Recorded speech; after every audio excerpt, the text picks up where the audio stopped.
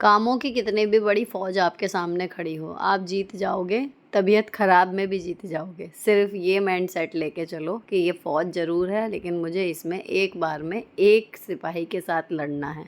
और जब आप इस माइंडसेट के साथ कामों को करोगे ना, आप खुद दिन के अंत में जब पलट कर देखोगे कि सुबह से रात तक आपने क्या क्या किया, आपको खुद को लगेगा कि वाह, मैंने कितने सारे काम कर लिए। एंड सरप्राइजिंगली इतनी भी नहीं थकी कि मुझे लगे कि आज तो मेरे प्राण ही निकल जाएंगे।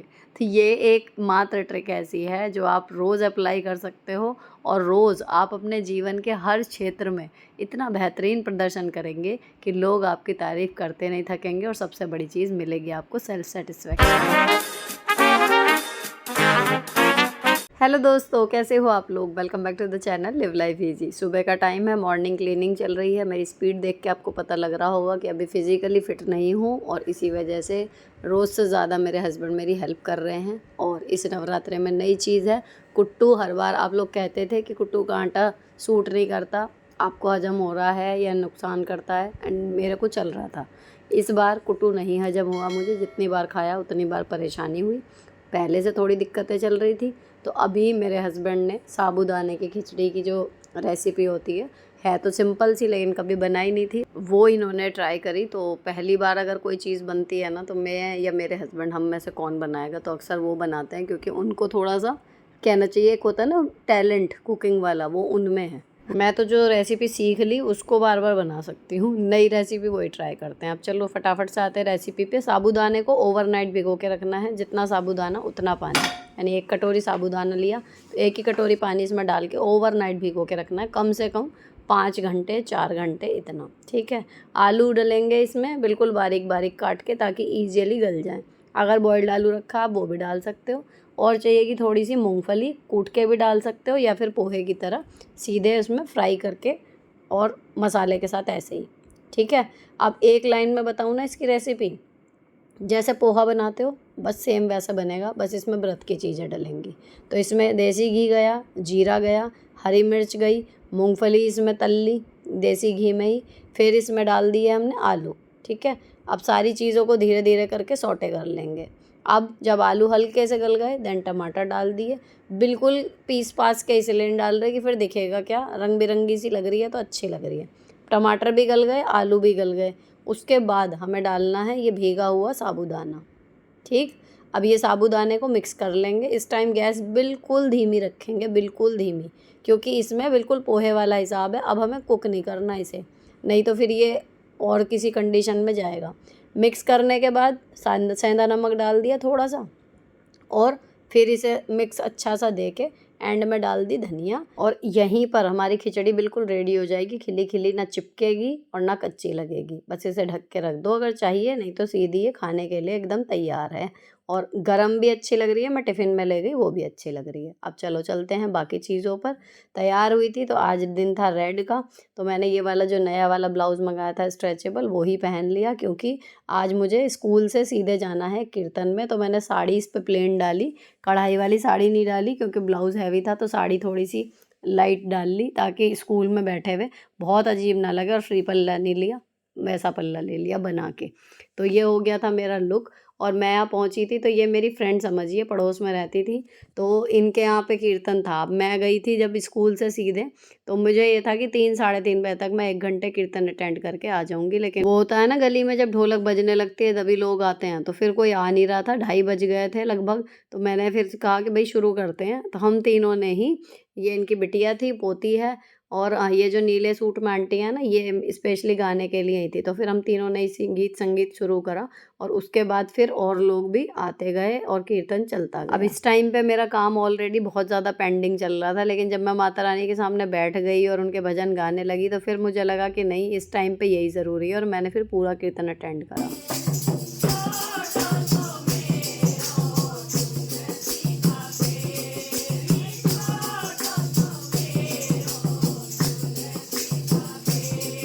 यहाँ बैठ के यही लग रहा था कि टाइम तो देखो कभी भी किसी भी चीज़ के लिए नहीं होता, लेकिन इट्स ऑल अबाउट प्रायोरिटी। जो आपको ज़रूरी लगता है आप उसके लिए निकालते हो।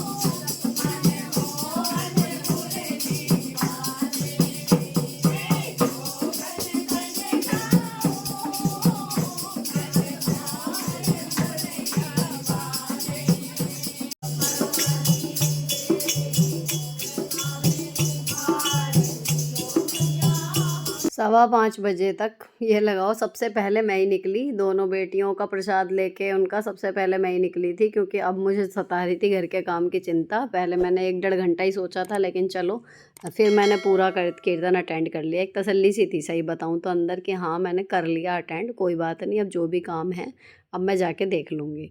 तो फिर मैं पहुँची। अच्छा, घर की चाबी मेरे पास है, ये लोग सब ट्यूशन, मेरी बेटियाँ गई हुई हैं, मेरे हस्बैंड ऑफिस में है इस टाइम पे 6:15 बजे। अब ये यहाँ पर सब कुछ फैला हुआ है, आलू उन्होंने काट के रखे होंगे कि मैं दोपहर में आऊँगी तो पकौड़ी वगैरह अगर मुझे खानी होंगी तो वो भीगे हुए रखे हैं। तो पहले मैंने सुबह ना फ़ोटो नहीं खींची थी खड़े होके पूरी एक साड़ी की, पूरी कैसी लग रही हूँ, तो मैंने एक फ़ोटो खींची, देन अपना सामान रख के फिर मैं सीधी चली गई थी नहाने, क्योंकि सुबह की निकली हुई हूँ। स्कूल में इतना हेक्टिक शेड्यूल चल रहा है, मैं आपको बता ही रही थी। फिर कुछ खाया पिया था नहीं, थोड़ा-सा टिफ़िन के लिए जो ले गई थी वो ही था, और फिर वहाँ पर पूरा कीर्तन ये था कि गा भी लिया, बजा भी लिया, नाच भी लिया, सब काम कर तो लिए। अब थकान हो रही है खूब, तो फिर मैं सीधी नहाई। नहाने के बाद फिर मुझे ठीक लगा, और सबसे पहले मैंने नहाने के बाद टाइम हो गया था तो मैंने पहले शाम का दीपक जलाया, माता रानी के आगे हाथ जोड़े, पूजा करी। अब इसके बाद देखूँगी तो मैंने लगभग 7 बजने लग गए थे, तो फिर मैंने सोचा कि पहले पकौड़ी बना के मैं अपना खाने का काम निपटा लूँगी, और कुछ मैं पराठे वगैरह या कुछ और नहीं बना रही हूँ, वो पकौड़ी में मेरा काम हो जाएगा। अब मैंने जो पकौड़ी बनानी है ना वो सिंघाड़े के आटे में बनाऊँगी, क्योंकि वो कुट्टू से ठंडा होता है थोड़ा, तो ये मतलब हो गया था हजम।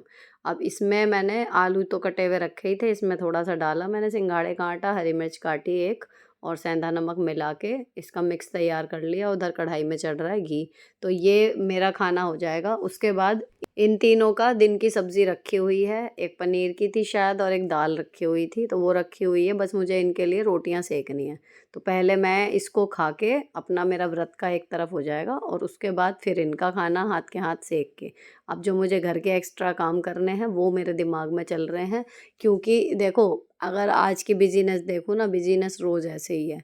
तो जिनकी भी 9 टू 5 वाली जॉब है ना, या जो रोज़ दिन में सुबह जल्दी जाते हैं एंड शाम को लेट आते हैं, तो देखो मैं उनके लिए हमेशा आपकी साइड से सोच के देखो, थकान हमें कब नहीं होती, रोज़ होती है, और उसी लेवल की होती है, उससे बढ़ जाएगी। लेकिन ऐसा कभी नहीं होता कि आप बिल्कुल ऐसे गए कि अभी तो गए थे और अभी आ गए। भाई जब काम करने के लिए जा रहे हैं वहाँ पे 6 से 8 घंटे हमारे जा रहे हैं, तो उन 6-8 घंटों में हम लगातार काम कर रहे हैं। भले हम बीच में आधे घंटे के लिए चलो खाने का ब्रेक मिल गया या 10 मिनट के लिए मिल गया। आज बीइंग अ टीचर आपका वो ब्रेक भी ब्रेक नहीं होता, क्योंकि उस टाइम पे अभी आपको बच्चों पे निगाह रखनी होती है, वो भाग रहे हैं, उनके चोट ना लग जाए, तो आप फ्री नहीं रह सकते। अब लगातार जब आदमी 6 से 8 घंटे काम कर रहा है, तो वो एक्सपेक्ट नहीं कर सकता कि वहाँ से वो बिना थके आएगा। तो अगर हम उस थकान को लेके बैठ गए और फिर हमने घर में आके उस थकान को कंटिन्यू करा कि हम काम करके आए हैं, है ना? ये माइंडसेट अगर हम लेके आएँगे, तो फिर जो घर के काम है वो एक के बाद एक के बाद एक रोज़ यही होगा। जो मंडे में है वही ट्यूसडे, वही वेडनेसडे, वही थर्सडे, फिर आता है जी संडे में कर लेंगे। अब एक संडे और इतने सारे काम। तो कुल मिला के आपके काम की गाड़ी पटरी पे से उतरेगी ही उतरेगी। तरीका यही सही है। मान के चलो कि थकान तो रोज़ की है, तो जो रोज़ के काम हैं वो मुझे कर लेने हैं। अब इसमें एडजस्ट क्या कर सकते हैं कि डेली से आज थोड़ा ज़्यादा है, तो क्या किया, हाथ वाले कपड़े आज मैं नहीं धोंगी, लेकिन जो सिंपल मुझे सिर्फ़ मशीन में डालने ही हैं फ़ोल्ड करके, and they are good to go कि धुल जाएँगे, वो वाला लोड अगर मैंने लगा दिया तो वीकेंड का काम मेरा कम हो जाएगा। नहीं तो सोच के देखो, यही 1 बाल्टी कपड़े फिर और जमा हो जाते हैं, तो फिर वो हो जाते हैं ढेर। अब ताज़ा खबर सुनो, जो आज का ज्ञान, आज का तो नहीं, ये जिस दिन का शूट है, भैया किसी मूर्ख को ना कभी भी सही सलाह नहीं देनी चाहिए। ये चीज़ मुझे जीवन में 1-2 बार अनुभव तो हुई, लेकिन इतनी कस के नहीं हुई जितनी अब हुई। ठीक है? पूरी कहानी आपको क्या बताऊँ, लेकिन शॉर्ट में सुनो कि हमारी जो मेड थी, मैंने उसको सुबह के और दोपहर के बर्तन के लिए लगाया हुआ था। वो शाम को एक टाइम के बर्तन अपना धो जाती थी दोनों टाइम के, तो रात का खाना, रात की किचन क्लीनिंग ये सब मैं कर लिया करती थी। तो ये था मेरा सीधा आधा घंटा एक बच रहा था, और ऊपर की सफाई उनसे करवाती थी, तो ये था कि संडे में जो मेरा बहुत बड़ा टाइम जाता था क्लीनिंग में, वो मेरा बच रहा था, उसको मैं यूज़ कर लेती थी और कामों के साथ। अब मुद्दा क्या हुआ, अपनी तनख्वाह से उनकी जो भी कमाई थी उसमें ही उनका खींच-तान के चल रहा था, जितना मुझे पता बताती थी वो, ठीक है?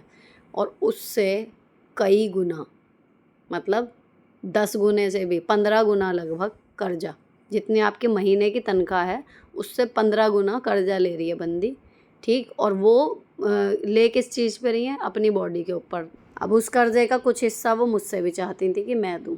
बात पैसे की नहीं थी, बात ये थी कि इतना बड़ा रिस्क आदमी ले रहा है, मुझे लगा कि ये बहुत ही गलत डिसीजन ये ले रही हैं। मैंने इन्हें समझाया कि ऐसे मेरे हिसाब से आपको करना नहीं चाहिए, बाकी इतना बड़ा रिस्क मैं नहीं सलाह दूँगी कि आप लो, है ना। उसको मैंने मना कर दिया। यहाँ पे कह गई कि हाँ हाँ हाँ ठीक है भाभी जी, ये वो। मैंने उसको सजेस्ट किया कि अगले साल अपना थोड़ा पैसा भी आपके पास जुड़ जाएगा, और जिसके लिए ले रही हो उसका भी पता लग जाएगा कि भाई वो कमा के रेगुलरली जाके काम पे चुका भी देगा या नहीं, या सब कुछ आपके ही सिर पे ना आ जाए, ठीक है। अब ये हो गया, हाँ कर गई, लेकिन वो हाँ इतनी फर्जी थी। मैंने उनकी बेवकूफ़ी को सपोर्ट नहीं किया, उनको एक सही सलाह देने की कोशिश कर दी। इसका खामियाजा मुझे ये भुगतना पड़ा। कहाँ तो मुझसे एक बड़ा अमाउंट कर्जे का लिया जा रहा था कि मैं आपके काम में चुका दूँगी, मुझ पर विश्वास नहीं है। और विश्वास अब एक दिन बाद मुझे काम के लिए मना कर गई कि आप कर लेना, मैं नहीं कर पाऊँगी। जिन्होंने उसे उधार दे दिया, अब वो उनके काम कर रही हैं। अब ये एक और बढ़ा हुआ काम जो काफ़ी बढ़ा हुआ है वो मेरी जान को आ चुका है। देखते हैं अब आगे क्या होएगा। खैर, अब मैंने किचन की क्लीनिंग करके माता रानी के कपड़े निकाले कल के लिए, ब्लू कलर है, और फिर अपनी भी ब्लू कलर की मैंने साड़ी निकाल दी। इधर जो कपड़ों का लोड लगाया था वो हो गया, तो जब मैं ऊपर सोने के लिए गई तभी मैं बाल्टी लेके गई थी सीधे।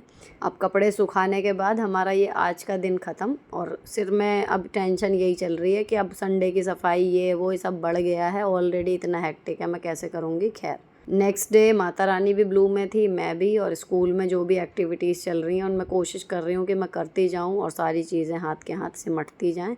और इसी तरीके से एक दिन स्कूल का और निकला, फिर मैं घर आई तो अभी ना आजकल ये मुझे 3D होलोग्राम मैंने फ़ोन में देखा, मुझे बहुत अच्छा लग रहा था, तो मैं इसको बनाने की कोशिश कर रही हूँ। अलग अलग चीज़ों पर ट्राई कर रही हूँ कि किससे है। तो देखो ये ड्राई फ्रूट का डिब्बा जो रहता है ना, जिसमें मैं कतरिये वगैरह बना के रख लेती हूँ, उस तरीके के में चल रहा है। और ये वाला मतलब मुझे बनाने की लग रही है, अगर बन गया तो मैं आपको दिखाऊंगी। लेकिन कितना सुंदर लग रहा है ना ये, अगर स्क्रीन ना दिखानी हो और इस तरीके से दिखाना हो तो ये बहुत ही बढ़िया लग रहा है।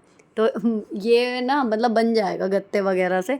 बस मुझे एक प्लास्टिक की सीधी शीट चाहिए जो टेढ़ी मेढ़ी ना हो। अब लोग बनाने वाले इसे बोतल से भी बना रहे हैं, मैंने ट्राई भी करा, बहुत सारा टाइम भी मेरा गया, लगभग 1.5 घंटा, लेकिन बन नहीं पाया। तो ये मेरे दिमाग में है, अगर बन गया तो आप देख ही लोगे, अदरवाइज़ आप यूट्यूब पर देखना। मतलब है ये होलोग्राम वीडियो वाले, देखो कितना सुंदर ये लग रहा है। तो मेरा इरादा है कि मैं ऐसा कुछ स्कूल के लिए बना के वहाँ पे रखूँगी, और मैं वेट कर रही हूँ कि मेरे जो बच्चे हैं, स्टूडेंट्स हैं, उनका रिएक्शन देखूँगी इनको देख के। और मैं पहले ही सोच के मेरे को हंसी आ रही है कि उनका रिएक्शन कैसा आएगा जब वो ये चलते हुए देखेंगे एक डिब्बे के अंदर, ठीक। तो ऐसी कुछ छोटी छोटी चीज़ें अगर हम करते रहें ना, तो एक क्या ना, इतनी सारी जिम्मेदारी वाली जो फील होती है उसके साथ भी आपका कुछ ना कुछ एक नयापन सा जुड़ा रहता है ना। तो जैसे अभी मैं वॉइस ओवर करते करते भी जब ये क्लिप आई ना तो मैं हंस रही हूँ, तो वो चीज़ आपकी लाइफ में एक एनर्जी मेंटेन रखती है। इसी तरीके से चल रहे हैं अपने नवरात्रे। आई होप आप लोगों की भी लाइफ मज़े में चल रही होगी। फिलहाल ये ब्लॉग यहीं पर ख़त्म कर रही हूँ। अच्छा लगा हो तो चैनल को सब्सक्राइब कर देना। मिलती हूँ आपसे नेक्स्ट वीडियो में। Till then bye bye, stay beautiful always.